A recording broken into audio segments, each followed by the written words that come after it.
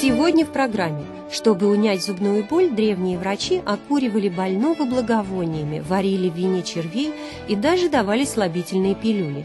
Не повторяйте ошибки истории. Стоматолог Тамара Лебедева объяснит, как сейчас лечат пульпиты и стоматиты. Грибы каваратаки на Востоке считались чудодейственным снадобьем долголетия и здоровья. В Японии лекарь императора мог поплатиться головой, дай он это лекарство простому смертному. О растительной силе этого чуда-гриба наш сюжет. Богатырский храп не признак богатырского здоровья. Это первый шаг к будущим инфарктам и гипертонии. Врач-сомнолог Роман Бузунов расскажет, как можно помочь храпящим людям.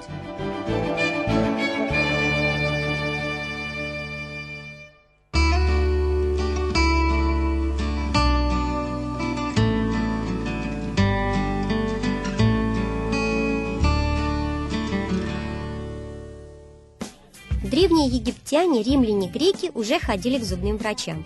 Правда, тогдашний арсенал лечебных средств может показаться нам совершенно нелепым. К примеру, знаменитый врач Цельс прописывал ингаляции и травы, что вполне разумно, но вместе с тем, хотите верьте, хотите нет, слабительные против зубной боли. Авиценна лучшим средством считал смесь лука, белины и жира козла. У Плиния читаем, что многие зубную боль лечили чесноком. Очищенные дольки клали в уши и привязывали к запястью. Как знать, может быть, кто-то назовет это воздействием на биологически активные точки. Есть у Плиния и еще парочка рецептов, прямо-таки шедевров стоматологического абсурда. Вот что он советовал делать. В полнолуние поймай жабу, плюнь ей в рот и скажи лечебные слова. Что конкретно нужно было говорить, рукописи не сохранили. Или как вам, например, такой совет старинных лечебников? Чтобы избавиться от зубной боли, сварите земляного червя пожирнее, в вине. Полученное снадобье используйте как ушные капли. Добро пожаловать. Добро пожаловать.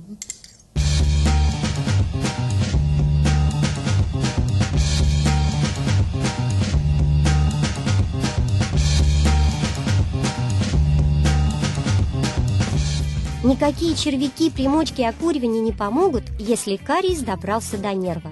Стоматология знает только один способ – депульпирование или удаление нерва. Сегодня об этой больной теме мы расспросим нашего консультанта Тамару Лебедеву. Что же такое пульпит? Пульпит – это воспаление пульпы, то, что в народе называется больным нервом. У меня нерв болит, я нерв удалял. Это вот и есть пульпит. То есть, когда человек побоялся, не было у него времени, или он решил, что так пройдет, и не пошел к стоматологу, то через несколько месяцев, вдруг ночью, как правило, ночью, у него появилась дикая боль. Он вскочил, выпил таблетку, побегал по квартире, к утру боль утихла, и он решил, что, наверное, можно перетерпеть, или больше такой боли уже не будет. Но на следующую ночь она повторилась, и все это пошло по нарастающей. И потом появились страшные боли при приеме холодной пищи, которые отдают в ухо, в висок, начинает болеть голова. Но в итоге боль становится нестерпимой. И, конечно, он все равно приходит к этому стоматологу, которого он так дико боялся. И тот ему быстро, без боли, под анестезией, убирает нервы, пломбирует канальчики, ставит пломбу. Все. Это раньше занимало несколько дней, теперь это делается в одно посещение. Сейчас великолепные совершенно методики, которыми практически все владеют. Но, во всяком случае, мы владеем. Думаю, что основная масса другая тоже. Что касается многоразового, иногда это бывает, но крайне редко. Иногда у человека болевой порог несколько иной. Или он очень долго ждал, и воспаление настолько сильное, что не купируется даже анестезией. Приходится класть лекарства и отсрочивать его посещение. Но все равно, во всяком случае, от боли мы его избавляем сразу. А если боль была кратковременной и не очень сильной, стоит ли сразу бежать к врачу? Нет, сразу никто не пойдет, я вас уверяю. Сразу не пойдет даже стоматолог, потому что мало ли что, иногда вы реагируете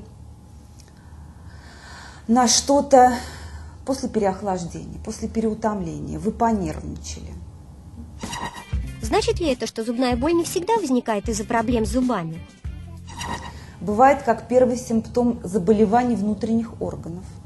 Даже определенные зубы отвечают за определенные органы.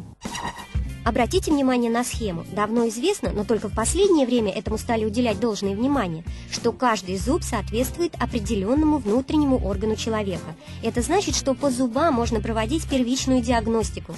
Поверьте, это именно так. Кариес, потемнение на зубах, без причины или, как еще говорят, фантомная зубная боль, когда вроде бы и лечить нечего, это все может быть симптомами заболеваний внутренних органов. А что в таких случаях делать? Всегда первое правило – наблюдаем. Наблюдаем. Если боль не острая, не резкая, можно день-два подождать. Но, правда, если впереди выходные или праздники, рекомендую все-таки зайти к стоматологу. Потому что почему-то по закону подлости на праздники, на выходные всегда все начинает жутко совершенно болеть. И еще перед посещением не надо употреблять спиртного, потому что анестезия в этой ситуации действует хуже. Почему-то особенно от пива. Ослабляется действие, да. И обязательно, конечно, надо своему стоматологу сказать, какие медикаменты вы принимаете в данный период, потому что от этого тоже иногда меняется чувствительность. Некоторые препараты снижают или ослабляют, или удлиняют действие анестезии. И еще надо знать, что больные зубы часто могут вызывать головную боль. Например, воспаление в коренных зубах отдает болью в затылке. Боль в висках может идти от передних верхних зубов. Если мигрень долго не удается преодолеть, обратитесь к стоматологу. Еще раз повторяем схему, которую советуем вам запомнить. Зубы рассказывают о болезнях. Боль в резцах связана с циститом, остеохондрозом и простатитом. Клыки ноют при холецистите и, внимание, при гепатите. По коренным зубам можно судить о состоянии желудочно-кишечного тракта. Зуб мудрости связан с сердцем. Если вас беспокоит постоянная ноющая зубная боль, после стоматолога направляйтесь к кардиологу. Добро пожаловать. Добро пожаловать.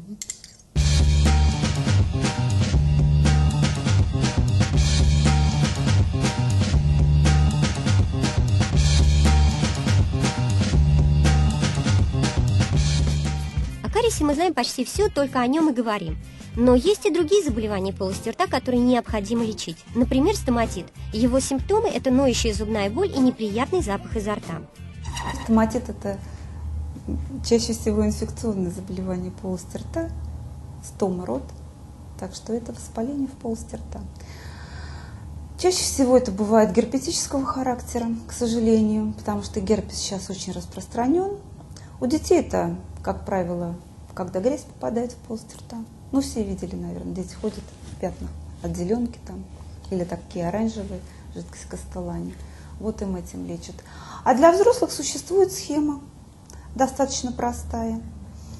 Но все равно в любом случае нужно показаться своему врачу, он вас полечит, обработает, снимет боль. Но это длительно лечится, длительно. Неприятное очень заболевание. К сожалению, как правило, хроническое. Вылечить окончательно не можем герпетический стоматит, но можем значительно снизить боль. Ну, в общем, не нужно ждать, не нужно бояться, нужно приходить и все вовремя делать. Добро пожаловать. Добро пожаловать.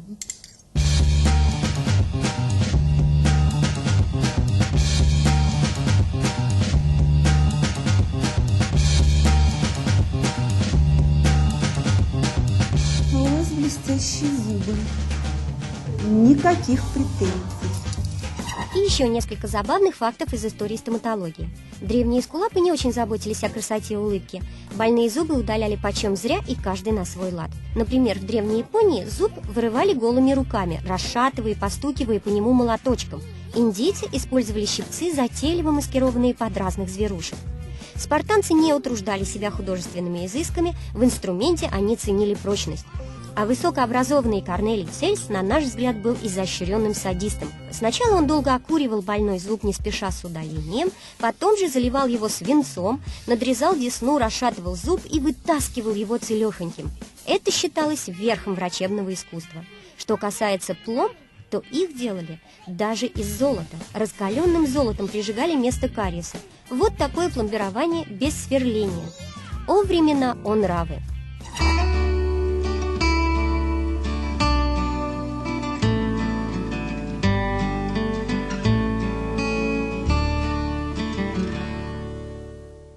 сегодня мы поговорим о грибах. Раньше лечение с помощью грибов относили к фитотерапии. Да и сейчас очень часто мы видим это название. Это было связано с тем, что грибы относили к царству растений. Но, тем не менее, грибы являются важными источниками различных биологически активных веществ. Ну и используют самые разнообразные грибы при лечении самых разных заболеваний.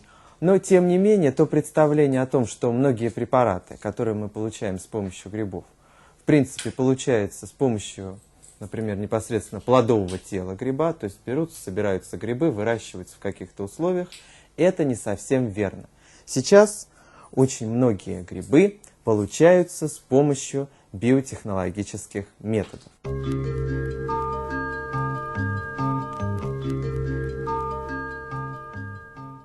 И вот сегодня мы находимся в лаборатории микробиотехнологии кафедры экологической и промышленной биотехнологии. И сейчас мы будем говорить о таком удивительном грибе, который носит название каваратаки. Его называли раньше источником молодости, средством от многих болезней.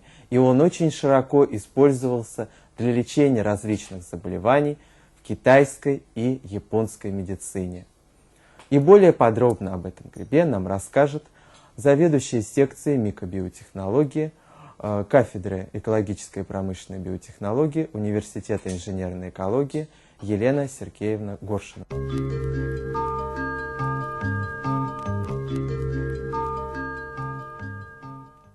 В нашей лаборатории мы выращиваем базидиальные грибы, которые все знают как лесные грибы, которые собирают и употребляют в пищу. В числе них встречаются и грибы лекарственные. Можно сказать, что мода на лекарственные грибы пошла к нам из Японии. И как мода на все восточное вот, докатилась наконец-то до нашей страны, у нас стали появляться первые препараты на основе лекарственных грибов. В нашей лаборатории мы разработали уже несколько таких препаратов. В том числе мы разработали гриб, который в Японии называется каваратаки, в Китае он называется юнжи и обладает действительно целебными свойствами, которые подтверждены уже современной медициной, а не только народным опытом стран Востока. В современном производстве такие препараты уже изготовляются с помощью методов биотехнологии. Это происходит путем использования чистой культуры гриба, которая выделяется в природе из плодовых тел, потому что это грибы, которые всем хорошо известны, они растут в лесу и относятся к группе дереворазрушающих грибов. Таким образом, мы все их в лесу встречаем и хорошо знаем, но не всегда знаем, как они называются. То есть русского названия у этого гриба нет, он имеет у нас только латинское название, это Trametes versicolor, Trametes разноцветный. Но в нашей работе мы использовали другой вид, который, по некоторым данным, обладает даже более высокой активностью, чем вот гриб, который наиболее активно используется в японской медицине и наиболее широко встречается в природе. Чистые культуры гриба, вот так они выглядят. Это такой белый воздушный мицелий гриба. Выращивается в пробирках. Затем он выращивается в колбе. Глубинная культура вот таким образом выглядит. В данном случае субстратом для его может служить различные растительные отходы. Это может быть глюкоза, может быть пшеничная мука, может быть какие-то другие отходы сельского хозяйства. И затем выращивается гриб уже в ферментерах в достаточно больших количествах. То есть в нашем опыте мы использовали в том числе и большие промышленные ферментеры. То есть наша разработка уже достаточно серьезная, промышленно апробированная. Выпущена его таблетированная форма этого препарата. Вот так выглядит сухая биомасса этого гриба. После размола и соответствующего таблетирования получаются вот такие вот таблеточки, которые можно принимать по несколько штук в день для достижения соответствующего эффекта. Этот гриб Так же, как и описанный гриб в японской и в китайской литературе, обладает оздоравливающими свойствами, которые в основном, по данным современной медицины, основаны на его иммуномодулирующем действии. Однако надо сказать, что слово иммуномодулирующее не очень хорошо воспринимается современными иммунологами, когда речь идет о бесконтрольном употреблении этих препаратов населением. Поскольку иммунная система является достаточно тонким механизмом и сложным, и однонаправленный его сдвиг, видимо, может иметь место только когда уже нет выбора. При этом надо отметить, что вот базидиальные грибы, они обладают свойством корректировать действие иммунной системы человека. И это наиболее их ценное качество. И когда-то при разработке препаратов для лечения онкологических больных японскими врачами были выбраны именно базидиальные грибы, как оказывающие наиболее активное действие на иммунную систему человека и при этом имеющие наименьшее количество побочных эффектов.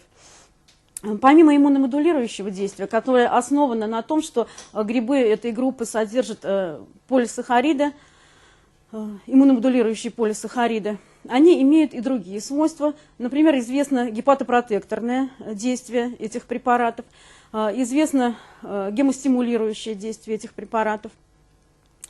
Кроме того, эти грибы оказывают действие и на другие системы организма, в основном нормализующего, не однонаправленного, а нормализующего действия.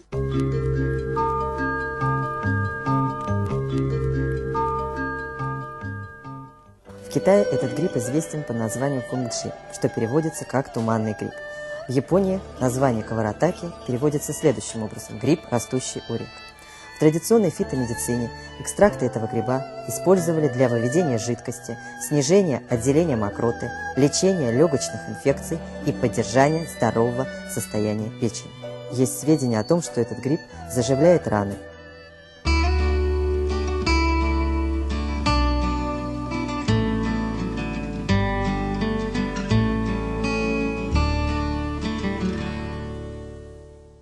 Итак, мы сегодня поговорим о храпе. Часто это воспринимается как безопасный, но мешающий только окружающим звуковой феномен. К сожалению, это далеко не так. Храп – это действительно звук, это звук бьющихся друг от друга дыхательных путей. Ну или неба о дыхательные пути. То есть это признак сужения дыхательных путей. Может быть действительно неосложненный храп, когда дыхательные пути открыты, небо бьется, и кроме как соседу или супругу ничего не мешает. Но когда дыхательные пути спадаются вообще, то это уже не просто храп, это уже болезнь остановок дыхания во сне. И данная ситуация, она чревата тем, что человек может 8 часов спать, и у него за ночь может быть 300, 400, 500, 600 остановок дыхания. 8 часов человек спит, из них 3-4 часа человек не дышит. И это уже не просто храп, богатырский храп или, так сказать, здоровый храп, это уже храп, который сопровождает болезнь остановок дыхания во сне, или, говоря медицинским языком, синдром обструктивного апноэ сна. И это уже та ситуация, которая существенно увеличивает риск различных заболеваний, прежде всего сердечно-сосудистых, артериальной гипертонии, нарушения ритма сердца, инсультов, инфарктов и, увы, внезапной смерти во сне. Кроме этого, вы представляете 600 остановок дыхания за ночь, и каждая остановка заканчивается тем, что мозг начинает просыпаться и пытаться открыть дыхательные пути, после чего человек всхрапывает. Так вот, каждая остановка дыхания заканчивается микропробуждением мозга. И получается так, что человек спит, а его кто-то 600 раз в бок толкает и говорит «подыши». То есть сколько бы человек ни спал, он не может выспаться. А отсюда это поверхностный, беспокойный, неосвежающий сон, это усталость, разбитость с утра, это тяжелейшая дневная сонливость. Ну, может быть, вы сами встречались с людьми, когда человек, сидя в компании, сидя на собрании, совещании, засыпает и начинает храпеть. Но обычно люди подшучивают, говорят, вот там, ленивый или что-то в этом роде, но часто это проявление болезни остановок дыхания во сне.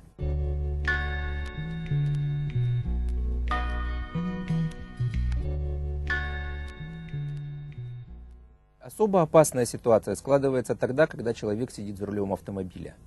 Тяжелая дневная сонливость приводит к тому, что увеличивается риск засыпания за рулем и, соответственно, риск дорожно-транспортных происшествий.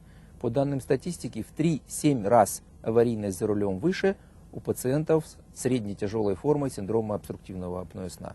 И в некоторых странах это является фактически декларируемым заболеванием. То есть, если это заболевание выявляется, то врач должен информировать соответствующие лицензирующие структуры, и это может являться основанием для отзыва водительского удостоверения.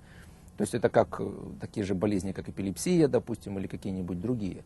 То есть это очень серьезная медицинская социальная проблема, которая и мешает человеку жить, и порой мешает жить окружающим, и увеличивает риск каких-то расстройств здоровья самого человека. Как мы можем поставить диагноз? Ну, то, что человек храпит, это без проблем, да, так сказать, любой окружающий ему укажет на это. А вот как заподозрить болезнь? Если у человека есть не просто храп, а паузы в дыхании или фактически остановки дыхания с последующими громкими всхрапываниями.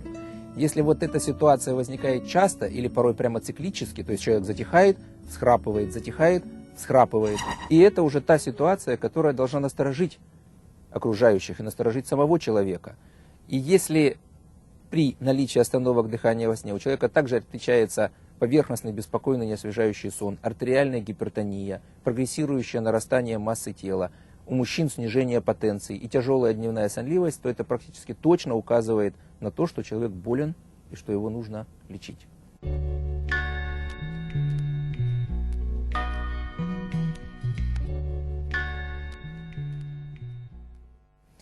Как мы можем помочь? Тактика лечения, она зависит от сочетания причин и тяжести болезни.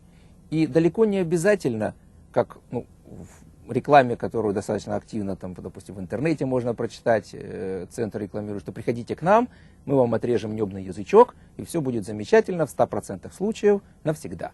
Но, к сожалению, это очень далеко от истины.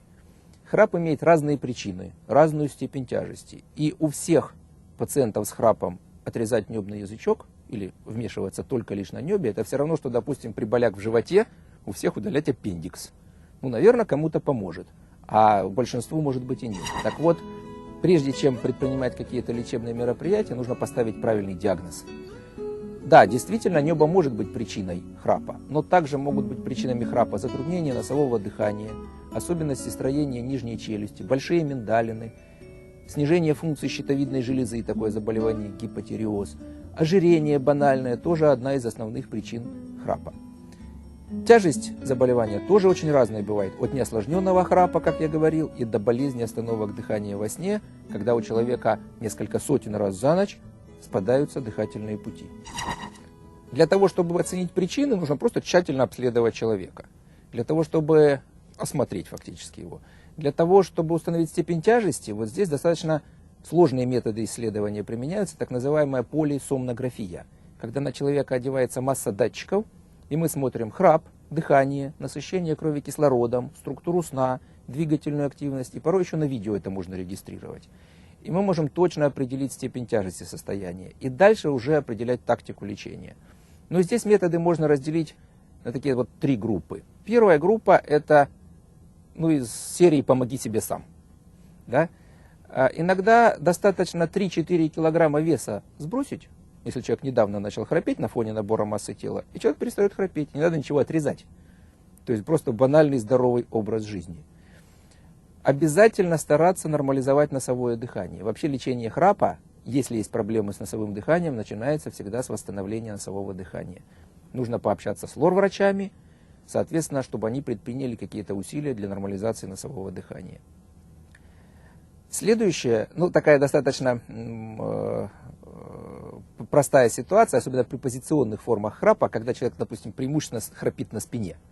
В этой ситуации можно взять футболку или ночнушку, сзади между лопаток пришить карманчик и туда положить теннисный мячик. Соответственно, переворот человека на спину приводит к тому, что он просыпается. Вместо того, чтобы кто-то там в бок толкал и говорил: перевернись на бок, это стандартная фраза, так сказать, партнеров храпунов, человек сам просыпается и переворачивается на бок. Конечно, это немножко страусиная тактика, то есть это не лечит, собственно, храп, но позволяет ситуационно существенно его облегчить при позиционных формах храпа. Также курение очень существенный вклад вносит в храп.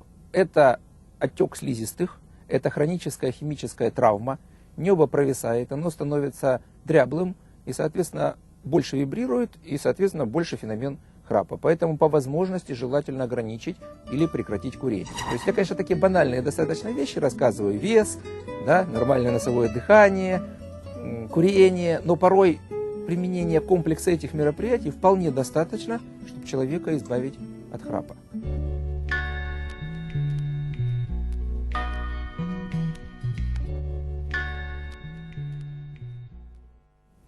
Следующее, что можно предположить, это комплекс так называемых ситуационных мероприятий, когда применяются различные, они в аптеках продаются, таблетки от храпа, спреи или специальные такие вот ингаляторы, которые, в основном принцип их действия заключается в том, что они обладают противоотечным действием, соответственно, уходит отек глотки, она становится шире, и плюс еще немножко дубящим действием, то есть небо становится поплотнее и меньше вибрирует.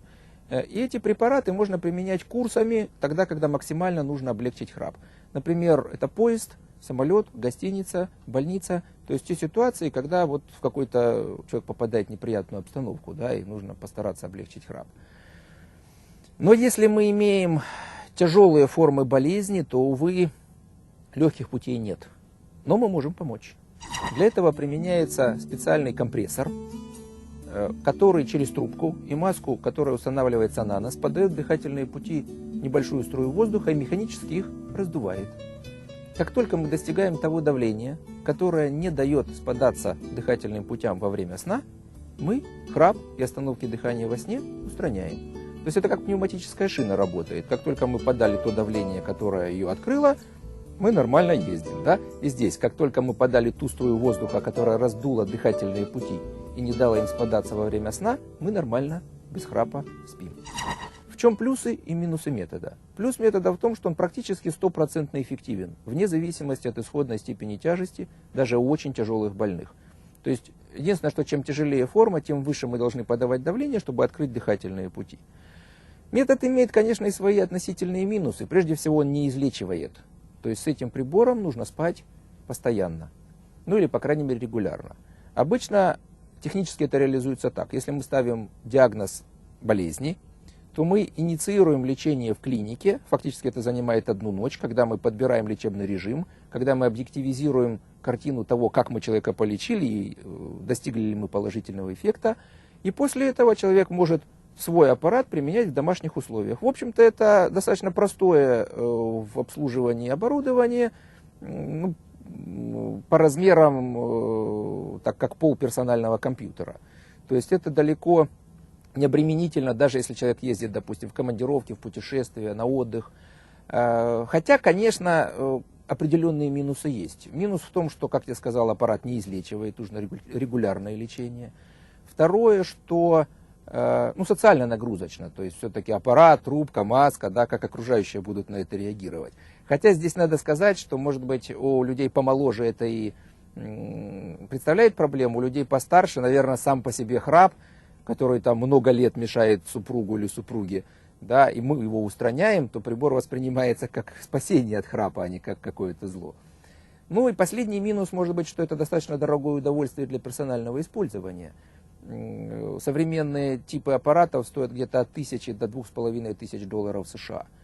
Но здесь вопрос такой, лечение инсультов, лечение инфарктов, это тоже крайне дорогое удовольствие. А если еще и инвалидность после этого наступила, то уж тут нужно подумать 10 раз, то ли потратить некоторую сумму на то, чтобы этого не произошло, или уж лечить возможные осложнения.